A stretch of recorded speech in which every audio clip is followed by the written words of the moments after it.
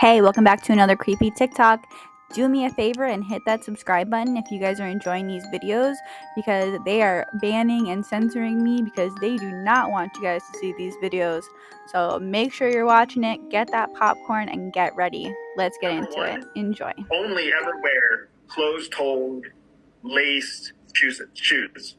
So only ever wear closed-toed, laced shoes. You can see my mouth can't wrap my way around it.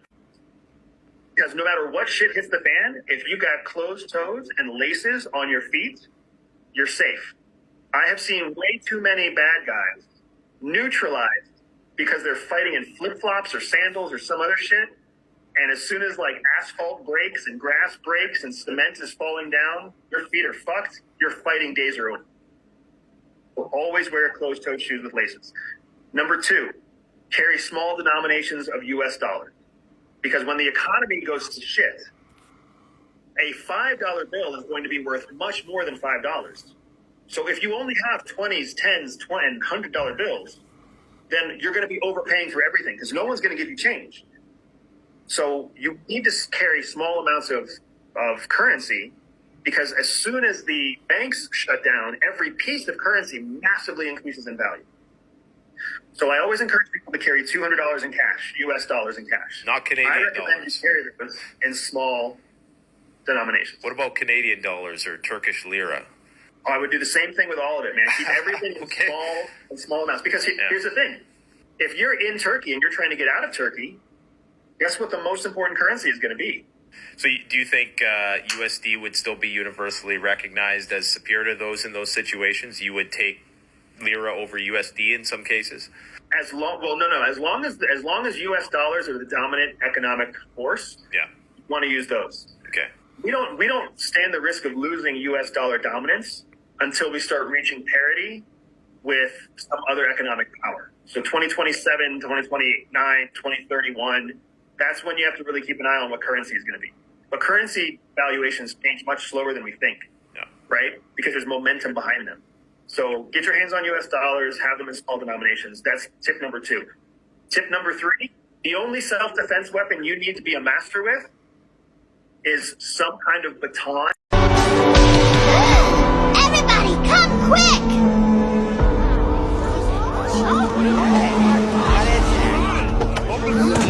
Let me through, I got here late.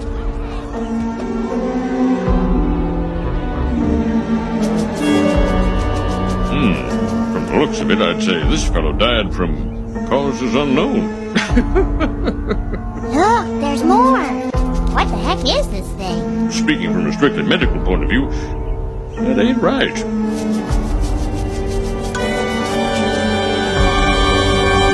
Oh my goodness! What is it, Lisa? It looks like a human skeleton, but these other bones look almost like wings. You mean like... Блин. Вот это да. Короче, разрыли экскаватором. Такую, ну я скажу, эмоции просто не рассказать. Душа куда-то...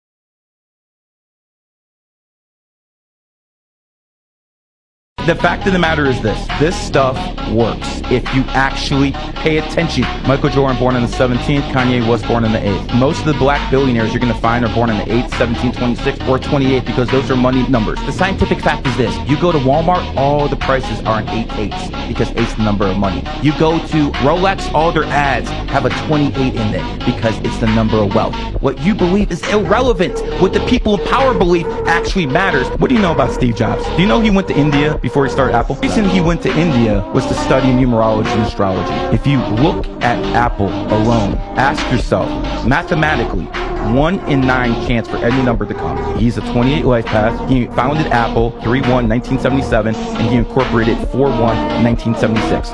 He's a 28. He started the company on the 28th day, and he incorporated on the 28th day. The chances of that just happening is 1 in 30. Or No, 1 in no. 90? 1 times 9 is 27. Times 9 is a lot more than 1 in 90, my friend.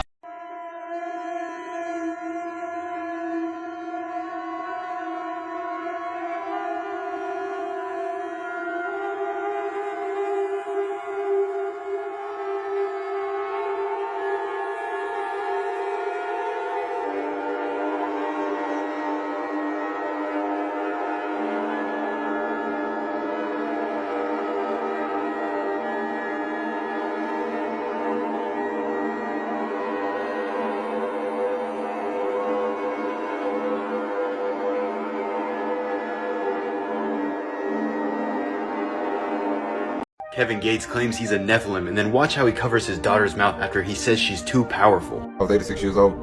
Well, this is gonna sound very, very crazy. I'm already like 3,000 years old right now. I just tell people I'm 33 because I don't age. I'm like 3,000. I know this is gonna sound weird, but I don't age. I'm immortal. There's nothing new under the sun. My mother had sex with an angel, was born in the mortal, and they didn't even know it. Hey, she powerful too. Yeah, I did magic on my brother yesterday. Don't listen to Kevin Gates' music as he talks about doing witchcraft, but be sure to pray for him and follow for more content. So it's pretty obvious that disclosure has already started. We're in the middle of it right now. The interesting thing is what happens next. So you're going to start hearing these two words discussed a lot by insiders and people at the top. That is controlled disclosure versus catastrophic disclosure. And this is interesting. So controlled disclosure is basically meaning the people that are behind all this, that have the most information, can control it in a slow drip way to where they can just incrementally introduce the human population to all of these things that they've figured out. A, we're not alone in the cosmos. B, everything we know about our history, our origins, our Genesis story, everything like that's probably false, and here's the new alternative version. You know, all these things are going to have to be slow drip because it causes what's called ontological shock, where you basically go into shock and freak out because everything you thought you knew is a lie or is wrong, and you have to wrap your head around the, you know, changing of your religious beliefs, spiritual beliefs, you know, all of your beliefs, you know. So that's a big deal. And if your mind isn't right, you're not ready for that spiritually and psychologically, it can have a lot of bad ramifications, okay? Now, that leads us to what they call catastrophic disclosure. Catastrophic disclosure is if they're not able to slow drip this. Like say they, when I say they, you know who I mean, the people at the top that are behind all this, they want to take 10 to 20 years to slow drip all this stuff out. Hey, here's a picture of a weird looking civilization type thing on Mars. Oh, hey, look, here's a picture of a UFO. Oh, hey, maybe here's some biologics from a body, you know, and just slow drip it, you know, and get everyone acclimated and give people time to wrap their mind around it before they give them the next piece of the puzzle. That's slow drip disclosure. That's controlled disclosure. You know, slow drip, monitor. If people start freaking out, pull back, wait a little while, slow drip some more. Now, what happens if something happens and there's a collective just oh shit moment, and instead of them taking 10, 20 years to release this all, it happens like that, okay? And all of a sudden, everyone on Earth, it's crystal clear, we're not alone, and all that stuff I just talked about, the questioning of your religious beliefs, your spiritual beliefs, Genesis story, who are we, where are we, when are we, you know, what is a human, what's out there, who created us, what's going on, all those things flood into the human psyche at one time. Now, that can cause all sorts of psychological issues. I don't think I need to explain that. You know, if you're not mentally stable, all of that flood at one time, and then watching everything crumble around you, like watching, you know, religious wars break out and riots and people stop going to work and all the things that happen. And on top of all that destruction and chaos in the world, you have to wrap your head around that we could be the byproduct of an extraterrestrial race or some sort of a alien human hybrid or chimpanzee hybrid, or who knows what they're going to tell us and what's the real story. I have my theories, but you know, having to wrap your head around all that, like, instantly, you know, and not having someone to go to for support because everybody's going to be scrambling and falling apart at the same time. Now, that is part one of what causes catastrophic disclosure. Part two is the phenomenon's effects on people's psyche, okay? So there's something called, like, the hitchhiker effect, and there's also something called acquired savant syndrome. These are two things that happen to people that are in close proximity to the phenomenon. So there are two opposites. And this is what makes me think that maybe it's also just a reflection of your internal self, because acquired savant syndrome basically means you are in contact with the phenomenon in some way, some sort of close encounter, and all of a sudden you have, you know, these enhanced abilities, these psi abilities. You're telepathic, you have premonitions, you know, can see auras, you can speak different languages and play instruments and stuff like that you've never, you know, you can do advanced mathematics and physics, right? This is amazing. You're basically like a fucking X-Men, right? You have, you know, enhanced spiritual and psychic abilities just instantly, right? While that's hard to come to grips with and to manage, because sometimes it's overwhelming, it's a whole lot at once, that would be seen as a positive. We're enhancing the human, you know, machine. Now on the flip side of that, when we have these hitchhiker effects, it's usually negative. You know, we've seen this with, you know, Skinwalker Ranch. They wrote a book called Skinwalkers of the Pentagon, where literally people in the intelligence agencies were going out to Skinwalker Ranch, coming back home, and bringing paranormal effects with them. That was spreading like a virus. They were giving it to their kids, and the kids would go to school and transmit it to neighbors and friends at school and that kind of stuff. People were seeing werewolves. People were having all sorts of poltergeist and paranormal things happening in their houses. And it was terrifying. It was terrifying.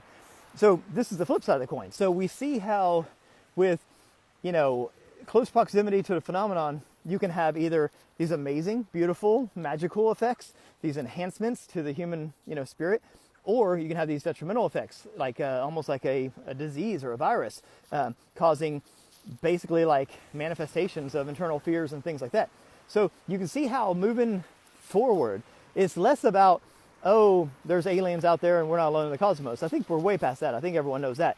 It's more about, this is consciousness related. Like, this has to do as much with the human psyche and as much with consciousness in general as it does with the cosmos is huge and, you know, law of averages. If you look at how many stars there are and planets around stars, and there's bound to be other civilizations. Yes, that's a given. We know that. But it's much deeper than that. That's what they're realizing with the phenomenon, is only a small part of the phenomenon is actually like nuts and bolts, flying saucers, and aliens. Most of it is these spiritual things, these paranormal things, these time things that don't really make any sense to us. There's so much behind the scenes. There's so much about this that's metaphysical, way beyond parts that are physical. And the fear with catastrophic disclosure is that all of this is going to happen at once. And instead of like it happening to small groups of people where we can kind of go and study them, you know, they've labeled it Havana syndrome. We now think Havana syndrome is actually part of this phenomenon.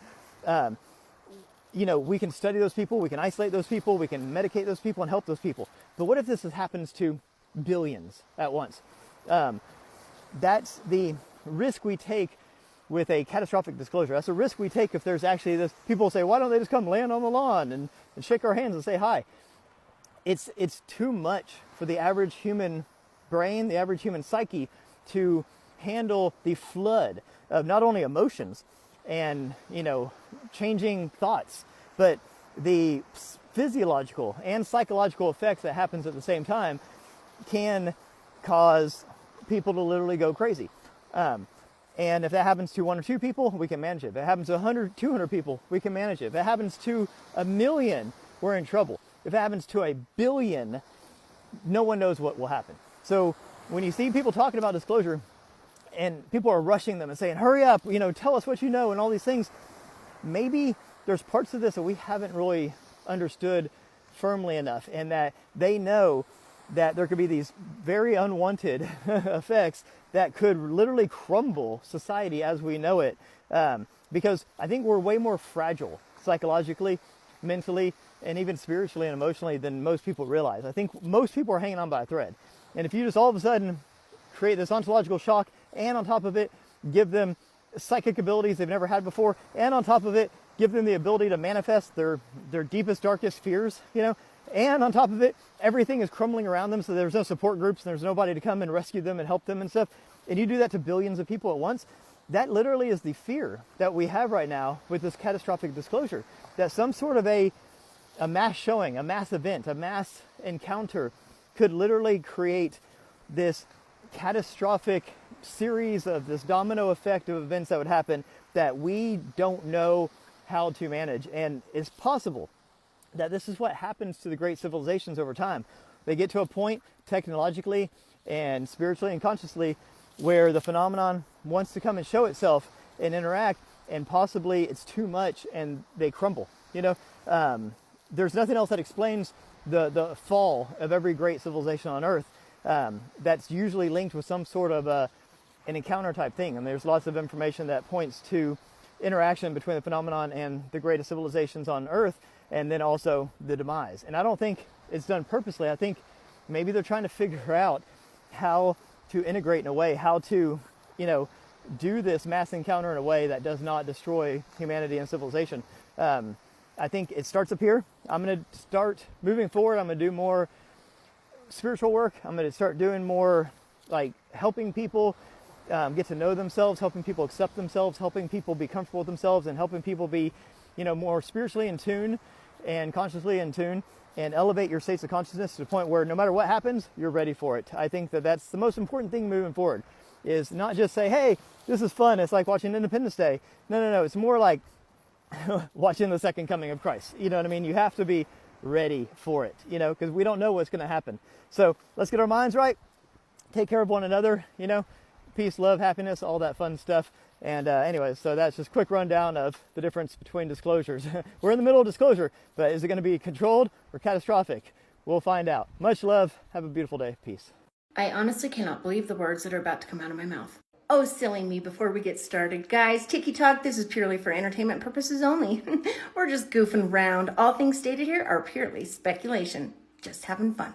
You are going to want to see this, because there is a very good chance, at least for the next few days, you will not see this anywhere else but right here. And if I'm being completely honest, I'm not sure what part of this story bugs me most. The fact that we actually now live in a world where something like this could happen. The fact that we actually live in a world where something like this could happen, but at this point, none of us will even be shocked. Or the fact that something like this could happen in our world, and not a single news media has broke this story, not at all. In fact, if you Google search it, it is quite a difficult find, which is all that much more suspicious with a story of this kind of size, this magnitude. And yet, here we are. Hang on to your britches, it's gonna get real. A couple of days in Miami, Florida, at a mall, the local police were dispatched to the mall for an argument, a fight that broke out between juveniles. Juveniles, they say, had sticks and fireworks. Oh my. But ultimately the call, what they claim was the call, the reason for the police officers to arrive at the scene, was due to a fight that had broken out between juveniles who had sticks and fireworks. But Auntie, why do you care if that's on the news? That isn't a big deal. No, my friend, no, it's not. It is definitely not that big of a deal. I agree with you, and it is definitely, hands down, not a big enough deal for the local Miami Police Department to show up on the scene just like this.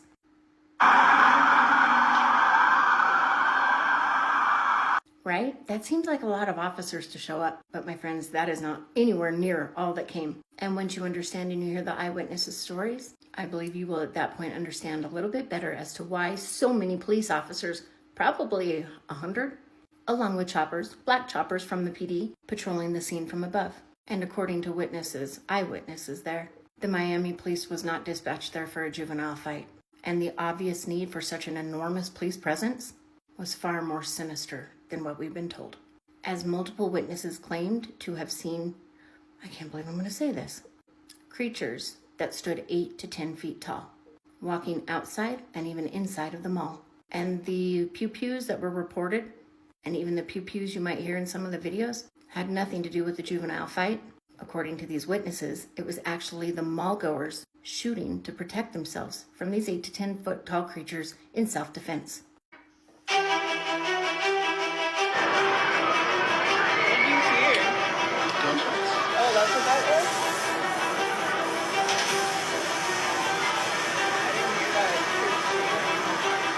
Yeah, that's why I came right here.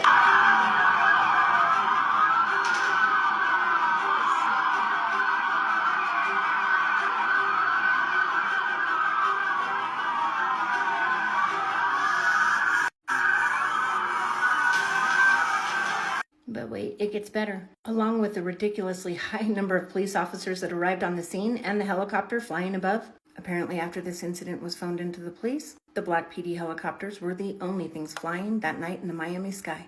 As the Miami airport was shut down, still no flights going or coming at Miami International, only one PD helicopter patrolling the area. The absolute lack of this story anywhere is absolutely driving me mad. On my Google search, I found nothing. I found crickets. Ironic. Even my ex. Not my ex, even X let me down. Well, my ex let me down too, but that's a whole nother story. As when I searched on X, this is what I found. No results for people shooting at Miami Mall, 8 to 9 feet tall creatures. Okay, valid. Let's remove the obvious. Do another search without the 8 to 9 foot tall creatures. Well, now that's suspicious. Still no results for Miami Mall shooting January 2024. Now that's very suspicious. Because judging by the size of the police presence, the helicopter, but wait, there's more. You would think even X would have one post about it, but nothing.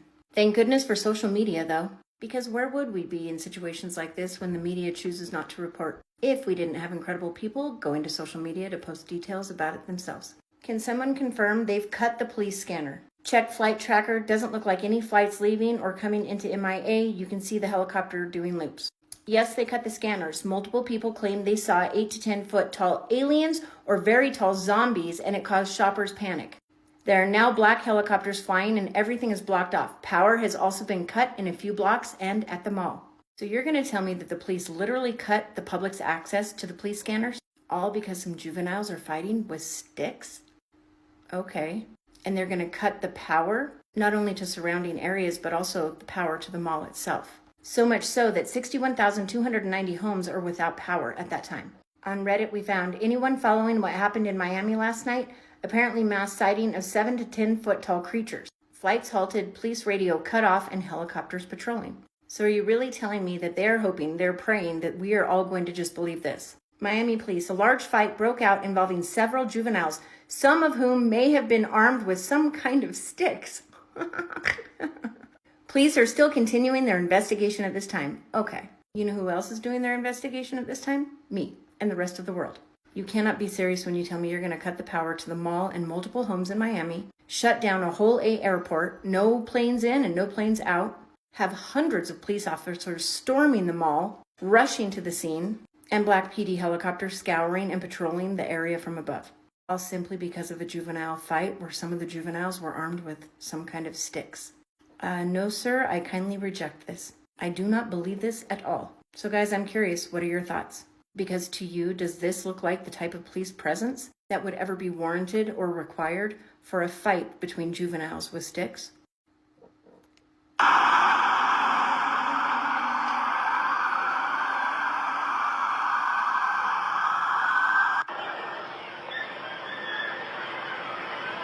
did you hear?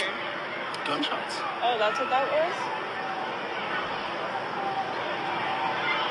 I didn't hear that. I just heard screaming. Yeah, no, that's why I came running. I heard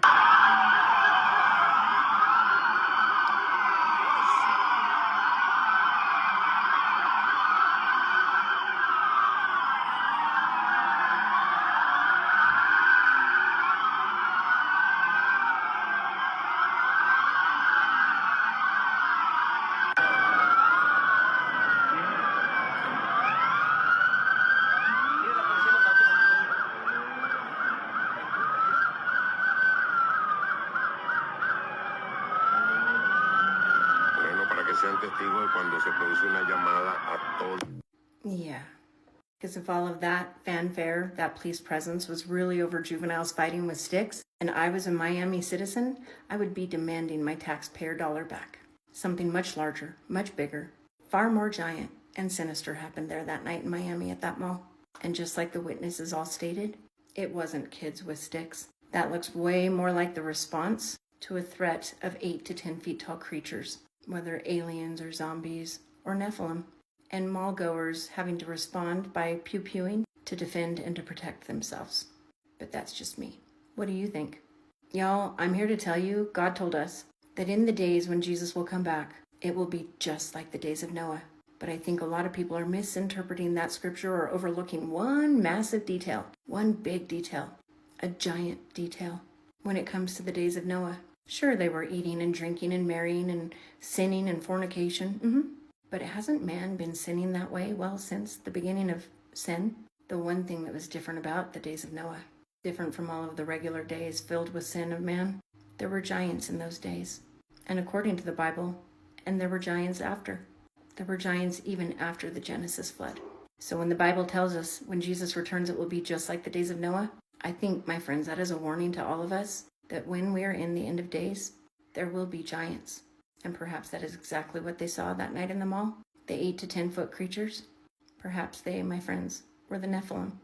Believe marijuana is not from Earth. Yeah. Why do you think that? They created this thing called the marijuana, but they didn't call it marijuana. They call it something else, but it has the same characteristics when they describe what it does to you. And they utilize it for a healing mechanism. They actually said, we combine this with monatomic gold and colloidal silver. We create something called the elixir of life. So they would extract the oil from the marijuana and they would mix it with colloidal silver and monatomic gold.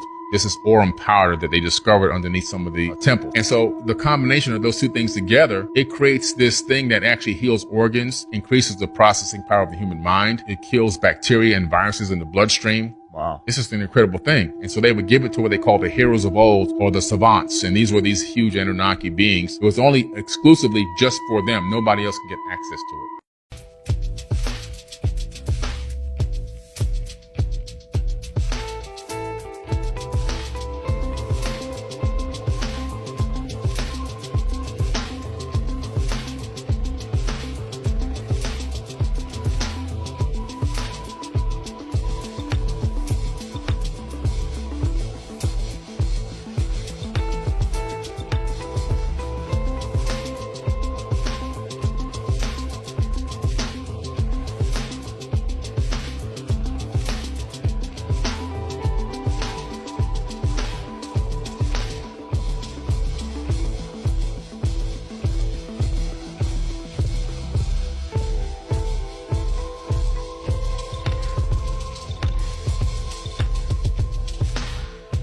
Cartoon conspiracy theories. Timmy Turner never wanted his godparents to be taken from him. So right before his 13th birthday, when they got taken away, he wishes to be a different person, making him Danny Phantom. When Timmy Turner wished to be Danny Phantom, he basically created a whole new universe. But when Timmy Turner became Danny Phantom, he didn't go alone. Everyone from Fairly Godparents went into Danny Phantom as well. AJ from Fairly Godparents becomes Tucker from Danny Phantom. Tootie from Fairly Godparents becomes Sam and Danny Phantom. And Trixie from Fairly Godparents becomes Paul and Danny Phantom. And Chester from Fairly Godparents becomes Dash. And obviously Mr. and Mrs. Turner become Mr. and Mrs. Phantom. Wanda becomes Jazz and Cosmo becomes Frostbite. And Mr. Crocker turns into Vlad. Jorge becomes Walker. And Fairy World from Fairly Godparents becomes Ghost World in Danny Phantom.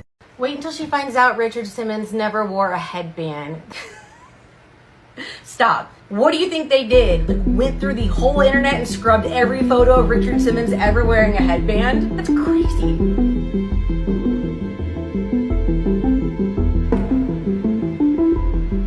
I don't even know what to say anymore. I don't know what to say. Okay, but what if we Google people who have dressed up like Richard Simmons for Halloween? What if we try to buy a Richard Simmons costume now?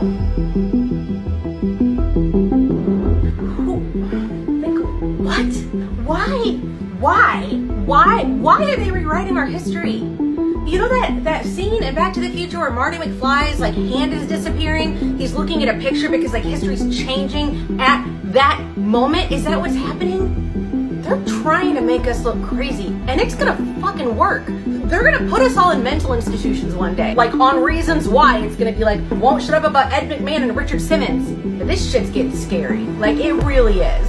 We are going to be the last generation that does not believe shit on the internet. And we actually believe what we saw with our own eyes. We're it. When we're gone, it's done. What's a conspiracy theory that you 1000% believe in? OJ didn't do it. It was his son Jason who had a history of knife violence and was very vocal about how much he hated Nicole.